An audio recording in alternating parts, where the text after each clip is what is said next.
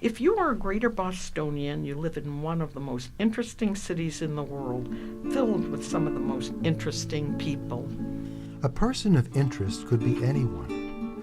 The person need not be among the rich and famous, although being rich and famous does not exclude someone from this title. A person of interest is someone, anyone, with an interesting story. In each episode, we will interview a person whose life has had its dramas. It could be you. You are probably an interesting person. You have undoubtedly had a life filled with dramatic moments, both big and small. If you would like us to interview you, please contact us. If not, please listen to your neighbors, friends, and community members that we interview and be inspired by the wonders of their life stories. And now, for our episode. Our person of interest for today is an exuberant, outgoing, exciting person whose passion in life is children. As part of his interest, he served 2 different Newton schools as PTO president and ran a nonprofit called Newton Destination Imagination, which encourages kids to do creative problem solving. He is currently serving his first term on the Newton School Committee. Matthew and his husband have adopted 3 children, and it is this which puts them high on the list as a person of interest. In the past, you have served as a family resource liaison for the Massachusetts Society for the Prevention of Cruelty to Children in Boston. From that experience, can you share what you learned about foster parenting? My specific assignment was to work with a group called the ADLU group. So different from all the other regional foster groups, this was a group of foster parents who had the goal of adoption in mind. One thing I learned over the years of doing it is that we are in a crisis. We don't have places to put kids. We have kids that are coming in addicted to drugs or pulled out of families for various reasons. And I would like to see some of my Metro West neighbors open their doors to adopting. You and your husband have 3 boys. What motivated you to become a parent? Hard question to answer because I don't think there was any clear motivator. I think it was an evolution. I knew I wanted children. I knew I wanted a family, but it took me a while to get there. I think the motivating factor was legacy. I grew up in a small family, just my sister and I, and was always envious of families that were much larger and had extended relatives. My husband's mom has 8 siblings, and he has cousins everywhere. So there was something very attractive about the idea of a large extended family, and I envisioned myself being the patriarch at Thanksgiving dinner and having grandchildren all around me. So for me, having a family was a step towards that vision. And it was done, once the decision was made, it was done very methodically. We talked about ways moving forward, and our ways, for obvious reasons, were limited. So we made the decision to start a family and did our research and just put one foot in front of the other. I'd like to ask you, how does your husband feel? Does he feel very similarly to you, and did he feel very similarly to you as you were going through the adoption process? Yes, the biggest difference being he's 10 years older than I am. So we both wanted children. I could have waited a few more years. He, on the other hand, wanted to start sooner. So I think the compromise was, let's go ahead and get started, and I'll just be a young dad. And I have to tell you, being a young dad is pretty great. So I'm glad things worked out the way they did. And my husband definitely is all for kids. He works at a pediatrics office, and we call him the baby whisperer because he will, if anyone has a baby out there and they need someone to just come and hold the baby, He's your guy. He would do that 24 hours a day. If you paid him, he would just hold your baby for the rest of his life. So yeah, we both really came from a place of definitely wanting a family and purposely making the decision to move forward.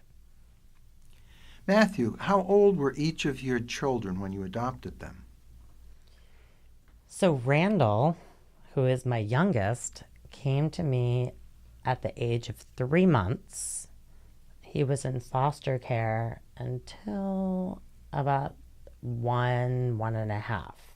So he was in foster care for 1 year. We call that foster to adopt, or temporary.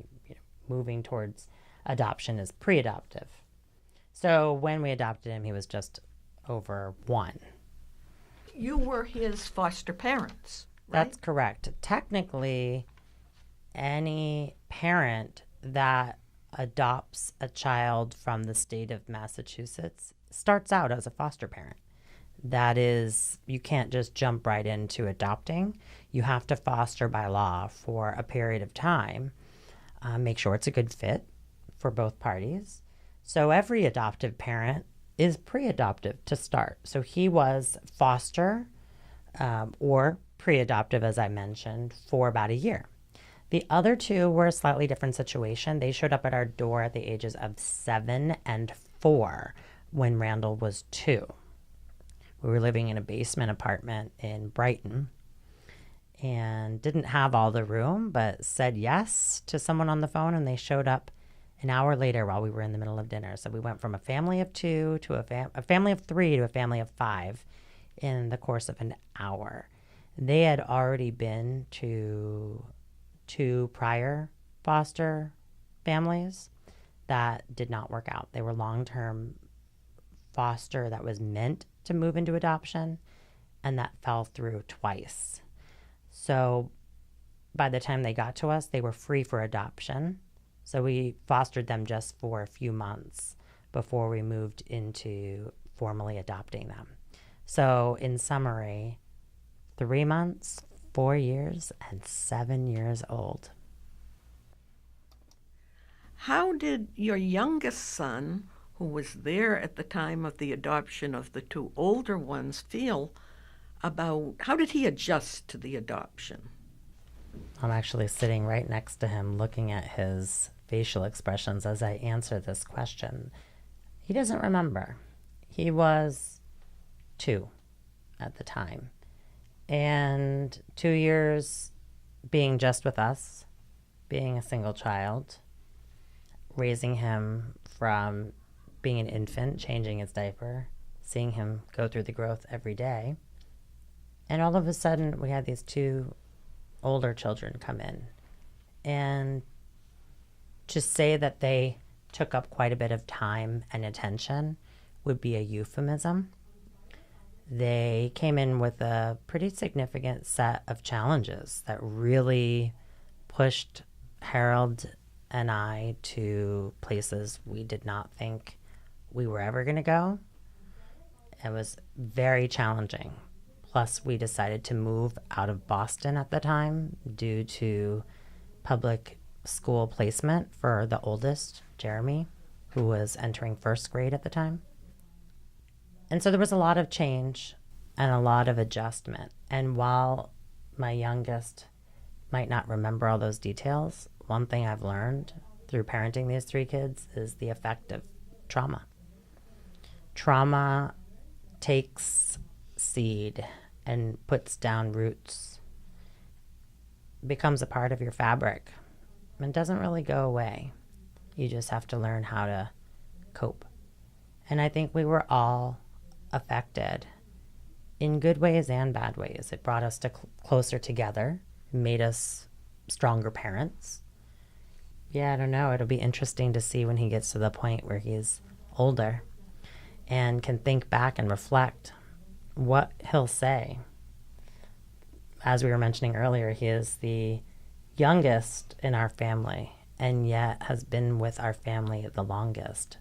It's a unique situation, and my hope is that he will find the strength in what he's gone through and be able to turn any trauma into a source of growth, a foundation to learn and be more empathetic all around. So we'll see. Did the agency make you aware of the circumstances in which your children became free for adoption? If so, what were they? The Department of Children and Families, and I will preface this answer by saying this is an agency that is underfunded, that is trying to do the impossible with no money. If there were any shortcomings in information or if there's any critique, it's with that underlying knowledge that the people that are in their positions are doing the best they can. For each of the adoption processes, when we were first notified, there's a trickling of information. I think a lot of people that I talk to who are just getting into the process expect the information to come in a very organized, complete fashion. And that is just not what happens typically. And it's certainly not what happened for me. I got a phone call. I was told that there was a child in my youngest case, very minimal information. I was told it was high risk. I was told that his father, his biological father, had committed suicide, and that his mother was addicted to narcotics, and that it did not look like there was another family member who would be able to move forward. So it was high risk, but I was given enough information for my husband and I to think about the risk and make a decision to move forward, feeling like there was enough of a storyline that we knew where we stood. As far as his health, we were told he was healthy, a healthy baby boy. That was the gist of the information, and I can't recall how quickly all of it came out over the course of a couple weeks, I would say. For the older two, that the information comes out slowly over time. We received a call again about two boys. We knew that their mom had signed over her rights already, so we knew that they were free for adoption. So we knew that it was not high risk, and we knew that they were healthy, that there were certainly going to be challenges, and that one of them was on a IEP or individualized education plan. So we knew enough, again, to move forward. Through the process, there was more information given, and before adopting, we received as much information that the agency had all at one time. And that's when really we got the details, such as finding out Randall's grandfather was a violinist and that his grandmother immigrated to East Boston. And so we got a whole bunch of historical information. It takes time. It doesn't come all at once. So I always tell foster parents to withhold their expectation that they're going to get everything in a nice, neat little package. It takes a leap of faith. How did you acculturate each of your kids to the routine of your household? Not very easily would be my answer. If you think about when my 7-year-old and 4-year-old at the time, now 15 and 11, came to our home, we went from knowing relatively nothing about parenting. We had raised a 2-year-old up until that point. All of a sudden, we had a child in grade school, and we had a child wearing pull-up, kids that were at a completely different emotional level than the child that we had. We didn't have 9 months of pregnancy. We didn't have years of raising a baby and learning from mistakes. We jumped into parenting 3 boys quite literally overnight. Getting them acquainted with our family and us acquainted to them was not an easy process. It took time and a lot of trial and error. I remember specifically we were on vacation during the first year, and we were at a restaurant. I think it was the holiday season coming up. Along the way, I don't remember who mentioned it, but it came up that we weren't going to have a Christmas tree because we were Jewish. Jeremy, the oldest, really was affected by that. He was raised with Santa Claus and with the Christmas tree. And we realized we couldn't just say, well, this is the way we do things in our family and you're going to have to adjust. We had to do some adjusting too. So I think that's a really good metaphor for how we moved forward, was compromise on both sides. We had to compromise to them. We had to learn what they expected and see where we could meet them. And they too had to slowly work their way into our family and what it meant to all of a sudden have another brother, 2 dads, to live in a new city, to go to a new school, to realize that they were part of a completely different family. How do they relate now religiously? Are they all feeling Jewish, or you still have Christian feelings among the kids, or how do they relate to religion generally? Good question. We are raising them Jewish.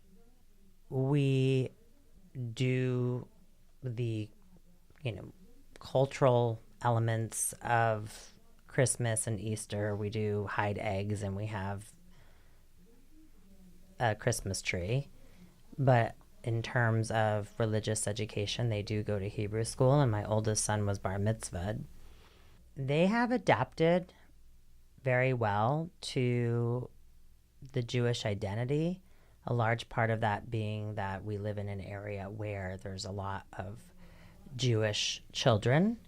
And so that population is just, it's easier to acclimate when you talk about Hanukkah and all your friends are also talking about Hanukkah. So in that way, we were very fortunate in terms of transitioning to the Jewish identity for all 3 of them. My husband was raised Roman Catholic and recently converted to Judaism. So we've tried to lay the foundation of this is how we're raising you, but you're free to explore other religions and come up with your own ideologies about religion. My middle son was very vocal in his Hebrew class about God and how silly it was to talk about these stories of an ark and, Adam and Eve or whatnot. Fortunately, I live in a community and send them to a temple where they were able to have those discussions and say, you can still be Jewish and believe whatever you want to believe about God. So, short answer to your question, they all identify as Jewish, and wherever that takes them is okay with me. How long did it take for your kids to love each of you and to feel they were part of a secure family unit in which they were loved and also loved you? It's really an impossible question to answer because I don't know. I don't know if my children love me to any certain extent. It's hard to define that and how comfortable they feel in the family. When they first came, and I'm referring to the 2 oldest children, when they came at the ages of 7 and 4, there was definitely a huge gap. They were not connected. There was no trust. There was no emotional bond whatsoever. And I told myself it will take the same number of years as they were outside of our family to spend in our family to get to a place where that gap is almost non-existent. So I thought, okay, well, I have a 7-year-old. By the time he's 14, 7 years with my family, that will be enough time for him to feel settled and really identify as part of this family. He's now 15. And I think we're there. I do. I believe that he identifies as part of the family. I feel he loves the family. I think he loves me. I think he loves his brothers. And I think he realizes that it's permanent and that it's forever. However, I also feel that there will always be a part of him, whether he recognizes it or not, that thinks, well, maybe not. Maybe tomorrow a policeman's going to knock on the door and take me away. Because he went through that twice. He was told 2 times that he was going to be a permanent part of a family. And 2 times he was removed. A promise was broken. And that trauma, as I mentioned before, that you cannot dig up those seeds. They're like weeds. They don't just go away. They stay there, and you can trim them down and you could whack at them, but they're going to grow back. So I think he's smart enough to know, and we've showed him the adoption papers. We've been very honest about it, and then he'll come up with a very poignant question. Okay, Dad, great, I'm adopted. Well, what if you die? I said, well, then Abba will raise you. What if both of you die? Well, then your aunt and uncle will raise you. What if they die? So I know that his train of thought is nothing is a given. It's just that fiction that everything's a given and is for certain that a child of a biological family has is doesn't work for him. That's not his narrative. So I do think, and I'm talking about him particularly because he's the one that I think remembers the most. I think he identifies and knows he's a part of this family, but there's always going to be that small fraction. What about the 4-year-old? Same answer, different degree. He went through the same experiences, but he was much younger. So when he was taken away for that 1 year and then another year, he was too young to really remember that. So the memories he's going on are his older brother's memories, the stories that he's been told. So they're secondhand. There's the physical trauma and the memory to his body, and your brain does absorb that trauma even if you don't, as a 2-year-old, understand what's going on. And then there's the reflection and the stories and memories that are told. I think he definitely has a bond with us. I think he's settled. He sees his life set and defined by our family and by our, home and community. But as he gets older, there will be reflection and there will be that question. And I think from talking to adopted kids, I'm fascinated. Anytime someone tells me that they're adopted, I'm fascinated. I always ask them the same question. And the question I ask them is there ever a day you wake up and don't think about or recognize that you are adopted? I ask that to every single person that I run into that's adopted. And the answer is always no. Every day I recognize that I'm adopted. Do you ask that question to kids who are adopted at birth or very, in infancy? Absolutely. I mean, I'm asking them as adults, but yes, I have talked to people who have been adopted prior to any recollection or memory. All they've known is their family. And yet that knowledge, that storyline, that fantasy for many does not go away. It is part of their fabric. And my take on it is, okay, great. Let's embrace that. Fine. Let's celebrate that you have this storyline. And instead of running away from it, embrace it every day as another piece of you that makes you unique and gives you another experience that many people don't have. And hopefully my children will get to a place where they feel emotionally secure to say, I can be more than one thing. I can be part of this family and feel absolutely connected. And I could also be a child who has a biological mother and father and who had a foster family. You know, a family tree doesn't have to be one thing. It can be anything you make of it. So we're hopefully giving them the foundation and the skills to get to that secure place that is a new definition of what it means to be part of a family. Did you experience some difficulties with any of the children because of their past, and did you overcome them? Woo, that's a loaded question. Yes. The answer is a resounding yes. Many difficulties, to the point where I remember when our oldest two came to us during the first month, we questioned whether we could even do it. We questioned whether we had enough patience and understanding and empathy to move forward, because that trauma that I referenced led to rage, led to emotions, led to physical violence, and just so many hard points.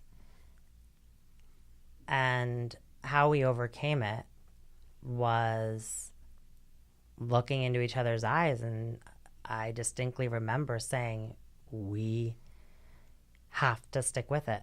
We have to do what it's going to take. We cannot give up on these kids. And it meant therapy. It meant driving to 5 different therapists. It meant working with the schools.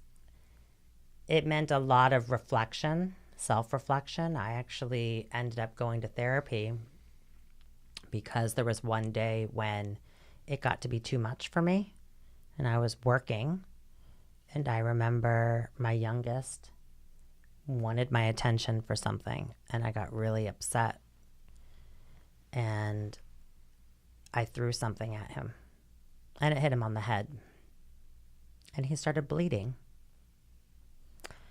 And I said, this is not okay. This was 6 years ago. So it was young. I mean, I jumped into this and did not know what I was getting into.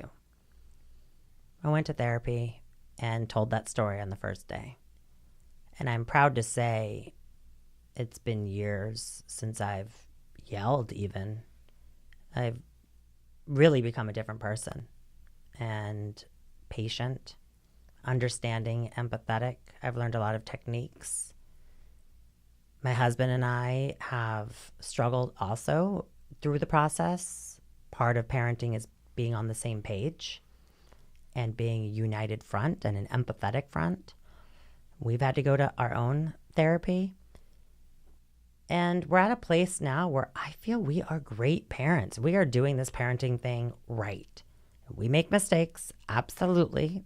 Right now, my son's on a computer screen, and it drives me crazy. And sometimes I question, am I doing the right thing? But we have come really far. We ask curious questions. I think we demonstrate empathy. We demonstrate kindness. We don't yell. And that story of throwing something at my son's head, I can tell it so freely now without any guilt or remorse, because it doesn't even feel like me. It was so long ago, and there was so much good that came out of that, that for me, it's just a part of the backstory that is no longer the truth in today's parenting for me. What advice would you give to parents who want to adopt children? A good friend of mine, Charity Bell, who was my mentor when I started the process,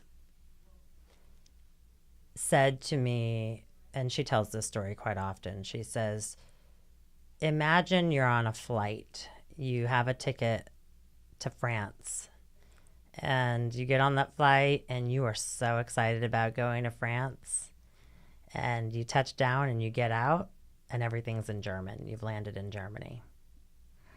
You're just going to have to enjoy being in Germany.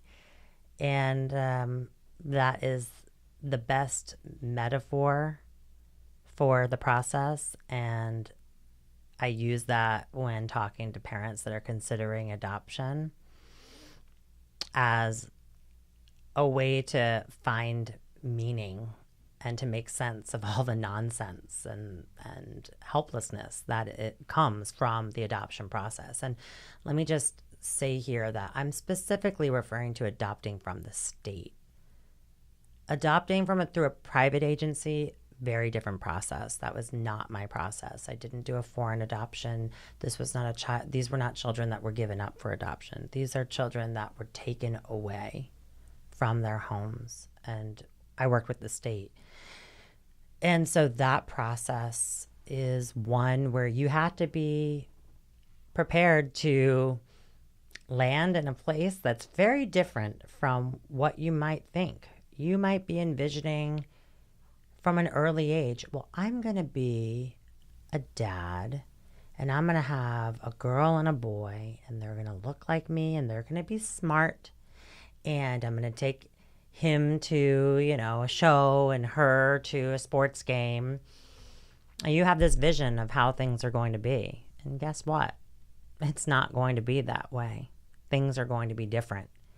And the sooner you can say, you know what, I'm just going to get off this plane and enjoy whatever comes my way, whatever it is, I'm going to look at it as a gift. That's the best advice that I could give to anyone thinking about adopting. That's the answer. I want to thank you so much for coming here and allowing us to interview you.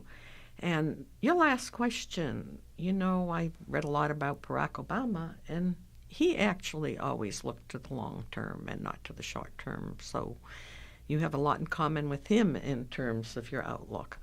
And I want to wish you well in the future, and thank you so much for participating in this. Thank you. Thank you for having me. It's been a pleasure. Okay. You have been listening to Serendipity's Person of Interest, produced and directed by Tonette Terhar and Barbara John.